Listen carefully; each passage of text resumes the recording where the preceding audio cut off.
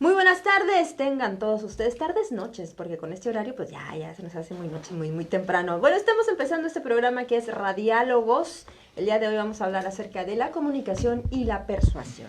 Liliana Peralta, Valerie Vélez, ¿cómo están? Muy buenas tardes.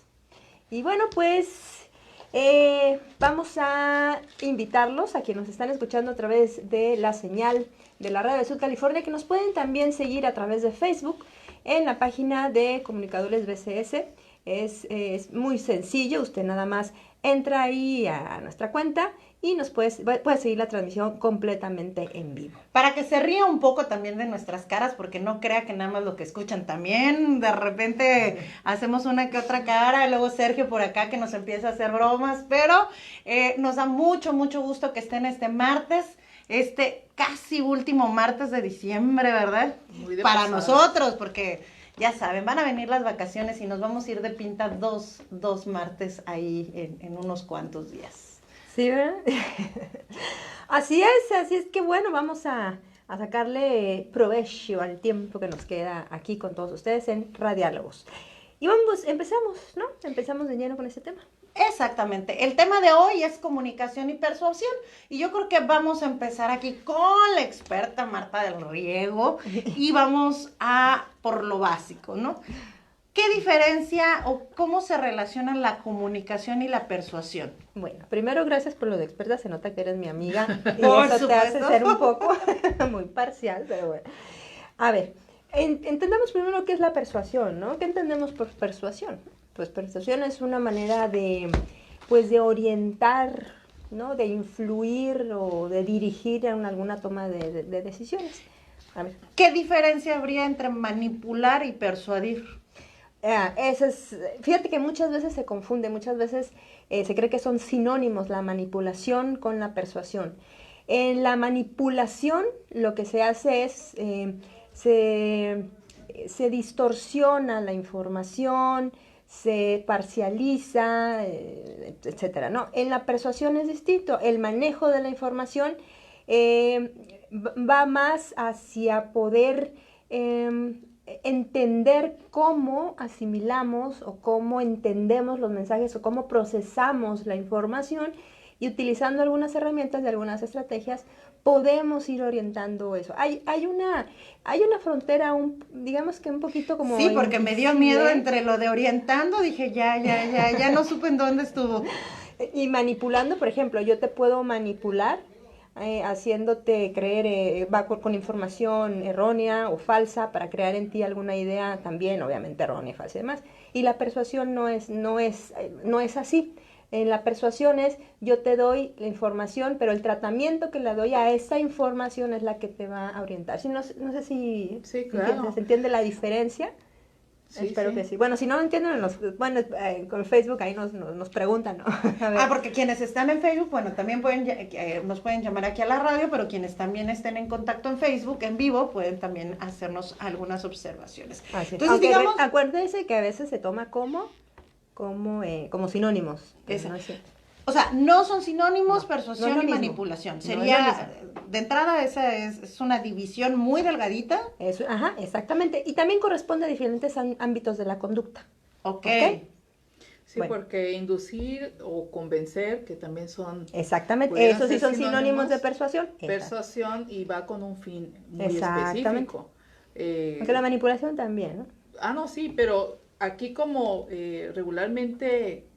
Yo puse en Twitter, siempre estamos persuadiendo, siempre. Sí, y somos persuadidos a la vez, ¿no? Uh-huh. No nada más en temas de mercadotecnia o de política, sino en la vida cotidiana somos persuadidos, ¿no? Así ¿Qué te vas a poner hoy, no? ¿Por qué no te pones de rojo y no de verde? Vamos a comer pollo o pescado. No sé, la persuasión siempre... va inherente en la humanidad, sí. ¿No?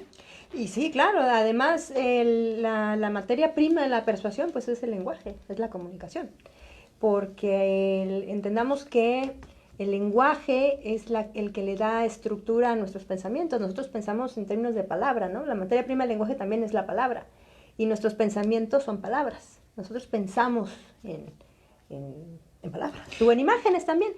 Pero la persuasión, por lo que estabas comentando, de alguna manera la persuasión puede ser también, como comentaba ahorita Iliana, no necesariamente consciente, ¿no? O sea, yo puedo persuadir, a lo mejor sin estar consciente, pero en el caso de la manipulación sí estoy completamente consciente de que estoy llevando a personas específicas hacia un fin. ¿Esto sería más o menos también una de las diferencias, Marta? Sí, podría ser. Entendamos que manipular es de alguna manera comprometer la voluntad o la conciencia o el conocimiento del otro. Persuadir es darle información de tal manera de que pueda lograr yo un objetivo o presentarla de una manera en la que tú decidas seguir o tú decidas hacer. En la manipulación, la variable de voluntad es la que se ve más comprometida que en la persuasión. ¿Sí me entiendes? Se inhibe la voluntad. Por ejemplo, uno puede manipular a un niño, porque un niño no tiene conciencia, no tiene experiencia, está comprometida su voluntad, pues, ¿sí me entiendes? Porque claro. Yo tengo más, y yo, en la persuasión no necesariamente es así. En la persuasión es yo te ayudo para dirigir, digamos... También lo vas a llevar a lo mejor hacia alguna idea. Te voy a dar ejemplos súper concretos, Okay, para que lo podamos entender mucho mejor. ¿Y cómo va la persuasión influyendo en la comunicación? Primero, como les decía, hay que entender cómo pensamos, cómo piensa una persona en función de palabras. Las palabras modelan nuestro mundo interno. El lenguaje modela el lenguaje y las imágenes, aunque pues, el lenguaje también es una manera de imagen. Pero bueno, modela nuestra realidad interna. Nadie tenemos un contacto directo con la realidad. Todo es a través de nuestros sentidos, ¿verdad? Y digamos que nuestros sentidos son muy limitados. Por ejemplo, Y la vista, en mi caso, mucho más limitada. Por ejemplo. Mira, si nos comparamos con algunos insectos, nuestra capacidad de poder identificar, por ejemplo, colores, es muchísimo más limitada. Uh-huh. La realidad, como la podría percibir, digamos, desde el punto de vista visual de un insecto, es mucho más rica que la de un humano. Por eso entendamos que no es la realidad tal cual nos llega. El sonido, el olfato, hay otras especies que tienen mucho más, un rango más amplio, ¿no? Y estoy hablando en términos, por ejemplo, de estímulos físicos muy concretos, ¿no? Pero ahora imagínate también el mundo subjetivo, que además creamos con eso que nos recibimos de los estímulos. ¿No? Exactamente, que eso es precisamente el mundo subjetivo cada uno, una interpretación. Y estas interpretaciones pues están construidas con conceptos, con palabras y demás. Cuando yo logro entender cómo construimos esos modelos internos o esas estructuras internas o ese pensamiento o esa realidad, cuando entiendo que hay ciertas reglas, porque así venimos ya construidos como humanos, entonces yo puedo hacer algunas modificaciones o puedo hacer algunos ajustes para poder ayudarte o para poder intervenir en esa construcción que haces de la realidad. Voy a hablar, por ejemplo, de una técnica que a mí se me hace súper sencilla de entender, es muy básica, que tuvo un gran auge por allá por los años 70, 80, ¿no? Que es la programación neurolingüística. Uh-huh.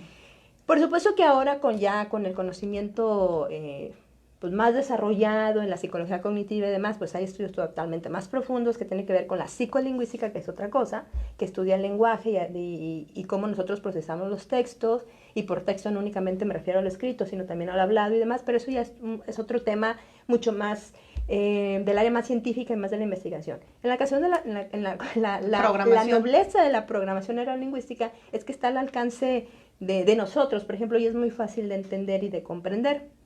Y surge a partir de dos investigadores que se dieron a la tarea de observar cómo a los terapeutas que tenían mejores resultados con las personas, ¿no? Entonces empezaron a observarlos y se dieron cuenta de que el manejo del lenguaje era muy particular, sobre todo en tres que eran los más exitosos. Y empezaron a desarrollar como un patrón o un modelo. Y entonces desarrollaron toda una teoría y dentro de esta teoría algunas herramientas que tenían que ver precisamente con el lenguaje. Una herramienta muy popular dentro de la programación neurolingüística, que es el metamodelo. ¿Qué significa metamodelo? Meta significa por encima de, ¿no? Claro. Y modelo se refiere al modelo que todos utilizamos por lo general para hablar. Una característica que todos utilizamos al hablar en esta construcción interna de nuestra realidad y demás es, por ejemplo, las generalizaciones. Todos los hombres son iguales. Todas las mujeres son pésimas para manejar. ¿Sí me entiendes? Siempre me pasa eso. Nunca había visto esto. Exactamente. Claro, ¿no? Por ejemplo, ¿no? O las nominales. ¿De qué te ríes, Sergio? ¿De qué Siempre te estás Sergio. acordando? Ya sabes. Siempre se ríe el Sergio de nosotros. ¿Es cierto? Esa Bueno, es una generalidad. esa es una generalización. Por ejemplo, entonces, ¿qué hace el metamodelo? Metamodelo es, observo que estás dentro de utilizando el modelo con el que te comunicas generalmente, y lo que hago es intervengo para poder intervenir en esa construcción que estás haciendo de la realidad que es falsa. ¿Por qué? Les pregunto, ¿acaso no hay un hombre que sea diferente? Todos. Mi papá. Mi papá. Y Pues sí, todas somos diferentes, ¿no? Quizás Sí, lo haya, claro. ¿no? ¿Alguna mujer sabrá manejar? Pues sí, hay pilotos de la Fórmula 1 que son extraordinarias. Entonces yo ahí, con el metamodelo, con este recurso, yo ya estoy interviniendo en tu modelo interno. Y empiezas a romper estructura. Empiezo a romper. Ahora, ¿qué hago? Aquí es donde digamos que la persuasión se hace presente. Entonces yo te empiezo a, digamos que a persuadir o a intervenir para que hagas una modificación. Estos investigadores identificaron como, ¿cómo decirlo? Como 12 vicios, no vicios, sino 12 patrones puertas dentro por del donde pueden modelo, entrar. dentro del modelo común con la que la gente Ok. utiliza para comunicar. Y los dividieron esos 12 como en 3 categorías, que son las generalizaciones, que son las que les estoy diciendo, las omisiones y las distorsiones. Las generalizaciones son estas: siempre, nunca, Todos. todos, etc. Las omisiones son cuando dentro de una conversación, pues tú omites datos que pueden ser muy importantes para poderte dar una idea clara de qué fue, por ejemplo, lo que sucedió en la mañana, Claro. ¿no? O lo que sucedió en algún evento histórico, qué sé yo. Digamos que a lo mejor en el ejemplo que ponías de manejar, no particularizaban que ese hombre o esa persona a lo mejor iba en estado inconveniente, ¿no? Por ejemplo, que sería determinante para que no creas que Exactamente. siempre pasa eso, ¿no? Exactamente, ¿no? Por supuesto. Y las distorsiones, perdón, que las distorsiones sí es cambiar totalmente una información, o sea, darle una vuelta totalmente diferente a lo que realmente sucedió. Entonces, ¿qué sucede? Cuando Es tú... el clásico, mi vecina me dijo que ya llegó como el teléfono descompuesto, ¿no? Claro, se que van ya haciendo va distorsiones. transformada completamente la idea y ya ni te enteraste qué pasó. Por supuesto. Pero tú te haces una idea de esta situación, pero sin tener ningún elemento real, ¿no? Por supuesto, por ejemplo, fui a un campeonato de pesca y el pescadote que saqué como de 8 metros, y bueno, dice, a lo mejor sacaste una mojarrita, esa ya es una obvia distorsión. Sergio lo ha aplicado, yo estoy segura que ha ido a pescar y de repente termina en el mercado. Así, ¿no? Y eso se aplica Ahora. en los medios, ¿no?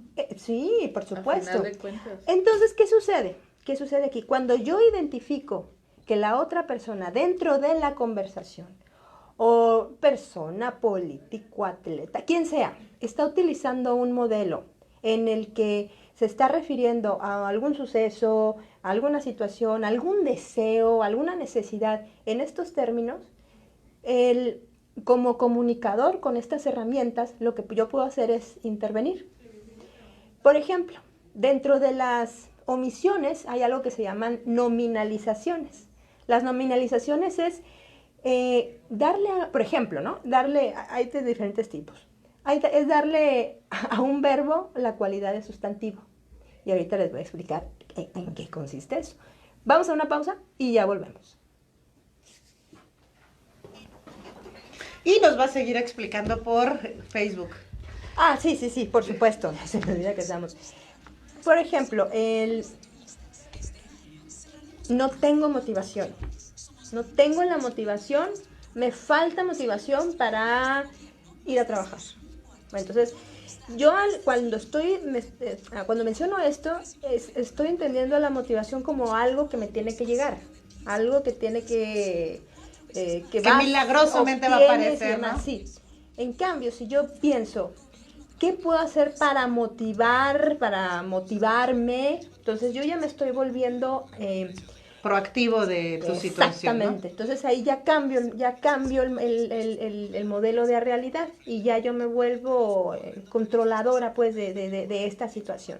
Y en eso consiste estas técnicas que tienen que ver con la persuasión, ¿no? También las nominalizaciones es, por ejemplo, con los niños. A veces con los niños decimos, quiero tranquilidad en esta casa, ¿no? Pues están gritando, están brincando. Bueno, pero ¿qué significa tranquilidad? Claro. Define qué es tranquilidad. ¿Tranquilidad qué es? Bueno, ¿qué quieres que hagan? Que ya no griten, que hablen bajo, que dejen de... Entonces, ser concretos, ¿no? La forma de que nos comunicamos, decir, quiero que se calle. A ver, necesito 5 minutos. Sí. Mientras tú haces esto, ¿no? Por supuesto, quiero respeto. Bueno, ¿qué es respeto? Bueno, no me puedes gritar, no me puedes decir estas palabras porque eso es falta de respeto. Pero las nominalizaciones también tienen su gracia cuando son utilizadas, por ejemplo, para la motivación o para los discursos políticos. Claro. La prosperidad. Bueno, pero esa déjala para radio. Ahí sí se vale. Les mandamos muchos saludos, nos da mucho gusto que nos estén acompañando en Facebook. Y, perdón, es que Sergio hizo seña. Pensamos que ya íbamos a entrar a la... Ajá, dije, Sergio nos hizo. No pude entrar a Facebook para checar si había mensajes o algo. Pues le mandamos un gran saludo a Margarita, que sabemos que en algún momento lo va a ver en vivo. O que sí. Más le vale que sí, porque si no, Santa Claus no te va a traer regalos esta Navidad. Y en la que viene, Adam. Y no me había fijado también en estas esferas. Bueno, no se ve, ¿no? El tiro no las alcanzo a ver a ustedes, pero nos da mucho gusto que está súper bonita y decorada la estación. Parece que ya vamos a entrar al aire.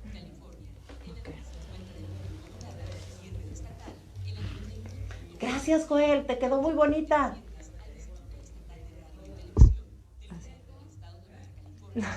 Estamos calladitos porque estamos en la previa para entrar al aire, de radio. Colabora con el CRIT. Y no haga caso a todas esas cosas que dicen.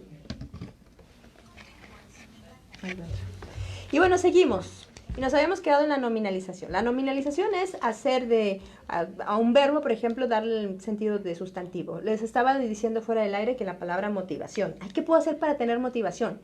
Bueno, motivación no es algo que vas y compras. Motivación tiene que ver con una actitud interna, tiene que ver una predisposición, etc. Entonces, lo que yo puedo hacer es cambiar este sustantivo y darle un verbo. Bueno, ¿qué puedo hacer para motivarme? O cómo me voy a motivar para poder lograr lo que tengo que hacer. Entonces ahí ya nos volvemos más, como tú decías, Valeria, más proactivos en esta situación, que si te das cuenta, si yo lo presento así o lo pienso así, me limita. Y es una limitación que yo mismo me pongo. Entonces, cuando logro hacer estos pequeños cambios, pero cuando logro identificar cómo estoy yo haciendo las construcciones de mi realidad, entonces las puedo empezar a modificar y puedo también empezar a intervenir en otras y a comunicar de una manera mucho más efectiva y lograr algún objetivo en particular, que eso te podría ser la persuasión o la guía. Ahí es donde tocas dos aspectos fundamentales, el tema racional y el tema emocional. Qué bueno que lo acabas de decir, eso es fundamental. Hay personas que nosotros procesamos la información por dos rutas, que es precisamente la racional y la emocional. La racional requiere más esfuerzo, es más lenta y requiere esfuerzo porque uno le tiene que pensar, que meter coco, que analizar, que contrastar con otra información y demás. Y está la ruta emocional, que es totalmente inmediata, que se conecta obviamente con todo el sistema emocional, el sistema límbico, y que reacciona en ese momento ante un estímulo. Hay personas que responden mejor a mensajes racionales y hay personas que responden mejor a mensajes emocionales. Y en ese sentido, el comunicador, por ejemplo, también tiene características que hacen que unas personas lo prefieran. Por ejemplo, las personas racionales van a tener un comunicador con credibilidad, va a tener mejor efecto persuasivo. Un comunicador atractivo va a tener mejor efecto persuasivo para las personas que son más, que prefieren... Emocionales, ¿no? Exactamente. Que una... Okay, entonces, que no es lo mismo credibilidad que atractivo. Claro. No es lo mismo. En este empleo en los medios de comunicación de la persuasión, sí hay un trabajo consciente de cómo podemos utilizar la persuasión, ¿no? Sí, por supuesto que sí, en la publicidad, en la comunicación política, en la comunicación de campañas. Sí, en la educación. En la educación, dentro por supuesto. De los empleos. En la comunicación organizacional, en la comunicación dentro de los trabajos de equipo, es muy importante como líder, por ejemplo, de un proyecto, cómo comunico una instrucción, cómo la doy, pero todavía más importante es qué hago con los errores, cómo transmito las equivocaciones. ¿Sí me explico? Muchas veces nuestra comunicación está enfocada o está orientada en las cuestiones de los trabajos de equipo a poderse descargar de la culpa, no de ofrecer soluciones. En organizaciones en donde a los errores se les ve como una oportunidad, oportunidad para culpar, para condenar, para castigar, entonces la gente tiende a tapar los errores y a no proponer soluciones. Cuando en una organización, por otra parte, lo que se hace es, se estimula las propuestas, se reconoce a la persona y el error no se le castiga, sino que se le ve como un elemento de aprendizaje, entonces las personas son más abiertas a compartir su experiencia y a decir, bueno, es que me equivoqué en esto y lo otro. Pero ¿qué pasa cuando cuando una organización no está enfocada a eso? Tiene que ver también con las carencias personales. Una persona que tiene sentimientos de culpa no resueltos va a estar buscando proyectarla en todos lados. Y eso obviamente que lo personal va a venir a afectar lo laboral en todos los ámbitos. Digamos que es una cadenita, ¿no? Finalmente la identificación de estos sí puede ayudar a las organizaciones, pero pues en los medios de comunicación se puede emplear de una manera, digamos, más positiva que la manipulación, ¿no? La persuasión le daría hasta cierta razón social. ¿Cómo puede apoyar, por ejemplo, la persuasión hacia temas sociales que viven las comunidades, Marta?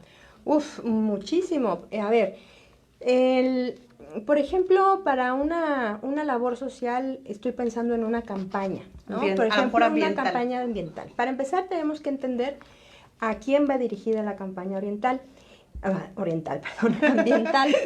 Ay, de qué te ríes. Bueno, en serio. Nosotros también tenemos muchos sesgos que nos hacen percibir o el que haya cierta información más efectiva que la otra. Por ejemplo, hay mensajes orientados a lo positivo y hay mensajes orientados al miedo. Desafortunadamente... Aceptación y rechazo. Exactamente. Desafortunadamente los mensajes a veces más efectivos son los orientados al miedo. Es decir, tenemos una motivación más grande para evitar un mal que la motivación para obtener un bien. Eso es bien curioso en nuestra naturaleza humana. No sé si me explico. Me acordé de la publicidad, de los empaques de cigarros que traen una rata, así toda, una rata como con cáncer o no sé qué. Sí. O sea, no te presentan a un deportista en una vida sana comiendo fruta, porque bueno, finalmente no. Cigarros, ¿no? Te dicen, no, ese es el miedo. En las campañas contra el cáncer, ¿no? No te dicen, mira, para la salud, para que estés, no, te dicen, bueno, es que si no, te va a pasar esto. Y tiene su razón de ser, porque repito, los humanos respondemos más o nos motiva más evitar un mal que obtener un bien. Se prende una alerta, ¿no? Sí, fíjate que sí, claro, por supuesto. La supervivencia, pues, tiene que ver con este instinto. En la cultura, el malestar de la cultura, Freud lo desarrolla de una manera muy interesante, hacer esta cualidad humana que tenemos, ¿no? los seres humanos. Y también hay otra cosa, por ejemplo, si nosotros nos van a vender un pedazo de carne. Pues, si yo te digo, este pedazo de carne es 75% magro. Y al otro pedazo de carne yo te lo vendo diciendo, este pedazo de carne tiene 25% de grasa. ¿Cuál de los dos pedazos vas a comprar? ¿Cuál creen que se venda más? ¿El que dice 75% de carne magra o únicamente el 25% de grasa? Normalmente No, es se que irían por el evidente. magro, pero realmente vendría siendo lo mismo. Exactamente. Te vas por el 25. Te vas por el 20, únicamente el 25% de grasa, porque es que nada más es el 25. Y desechas, aunque sea exactamente lo mismo. Bueno, ese tipo de procesos, ese tipo de lecciones que están muy sesgadas por algunos patrones que ya tenemos muy internos, son los que se estudian en la publicidad, en la mercadotecnia, en la psicología de mercados. Y de que ahora masas y se demás. emplean en muchas formas. Por ejemplo, la parte emocional la usan mucho en publicidad, ¿no? En lo que es la parte de storytelling, de cómo vender historias, porque las historias más que dar un mensaje directo dan una emoción, ¿no? Exacto. Y Te la hacen tener ventaja- cierta empatía. Y ahí te va. ¿Por qué las historias? Las personas procesamos mucho mejor la información que viene de manera narrativa, de manera de historia, porque es nuestra manera natural de comunicarnos, ¿no? Lo que comunicamos, quiénes somos, esa manera de una historia, cómo nos va en el día, esa manera de una historia. ¿Por qué disfrutamos más, por ejemplo, una novela que un documental científico? Porque la novela es una narrativa, es una forma natural que no necesita esfuerzo porque ya venimos como con esa Y maquinaria hay para una hacer. identificación y toda una lectura. Y es la Por forma que supuesto. también lo hemos visto que hasta visualmente se están presentando así la información, aunque sean en GIFs, aunque sean en pequeños insert, ya van como una cierta narración, hasta la infografía Por va supuesto. ahora Y visualmente resumiendo, pero a lo mejor antes hubo una época que era la época de las gráficas, ¿no? Y lo veíamos en INEGI, puras gráficas y enviabas los datos que eran puras gráficas y ahora no, ya se traduce esa información hacia llevar una cierta narrativa, ¿no? De los niños, los adultos y y poca información. Y poca información, ¿no? Sí, y también en la cuestión, por ejemplo, de la comunicación política o demás, también hay una tendencia en personalizar, ¿no? Las historias o los proyectos, darle una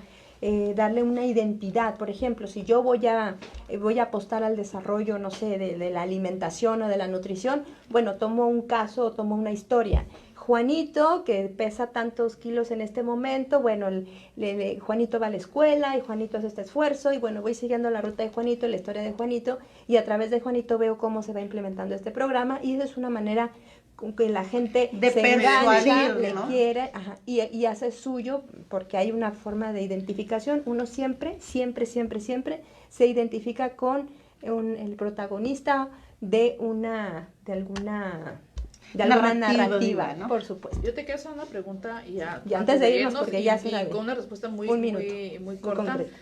¿Habrá algo que no se habrá estudiado, que sepamos que del comportamiento humano a estas alturas, que sea algo extraordinario? Porque todo está así como muy medido, ¿no? Ay, le voy a mostrar esto y va a reaccionar de esta manera. ¿Hay algo que todavía no se ha documentado Jamás bien? en toda la historia del estudio de la conducta humana y del cerebro humano, jamás se había obtenido tanta información como se ha obtenido en los últimos 30 años. Estoy hablando de toda la historia de la humanidad. En los últimos 30 años ha sido el boom de los estudios de la conducta y los estudios del cerebro. Y sí, hay muchísimo más que estudiar, porque todavía estamos en los pininos y aparte que son pininos riquísimos, todavía hay muchos porqués y es realmente apasionante. Ya nos tenemos que ir. Muchísimas gracias. Chin, se ¿Cómo les fue? Lo dejamos porque esto es una narrativa, los dejamos en suspenso para el siguiente martes. Así es, pues muchísimas gracias y recuerden que las citas son en Radiálogos todos los martes a partir de las 6:30 de la tarde. Muchísimas gracias y hasta la próxima. Nos vemos el próximo martes, cuídense mucho. Bye. Listo. ¿Has oído hablar del MK Ultra? MK